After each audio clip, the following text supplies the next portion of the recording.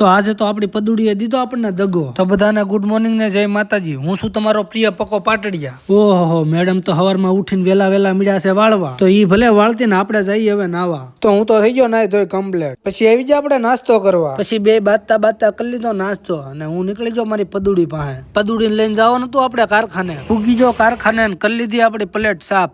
Plate સાફ કરી લીધી લઈ લીધો લોટ લઈને મળ્યા હીરાની બાકા ઝીકી બોલાવા. હું તો મથાળાનો કારીગર છું. તમે કોમેન્ટ મારજો તમે હેના કારીગર છો. હીરા ઘાતા પડી ગયા બપોર ને આવી જા ઘરે જમવા. જમવાનું તો થઈ ગયું છે તૈયાર, હવે જમી લઈ. જમીન બપોર પછી પાછું જવાનું હતું કામે જઈને પાછો ઘરે આવતો હતો અને અચાનક પદુડીને લઈ જવી પડી દવાખાને, કારણ કે વાયસર આવું હતું અને આવું કરી દીધું. પછી વાયસર બદલાવીને આવી ગયો સીધો ઘરે આવ્યો ત્યાં તો મેડમ મને જોઈને ઊંચા નીચા મળ્યા થવા. પછી આવી જાય આપણી અગાશી ઉપર ઠંડો પવન ખાવા.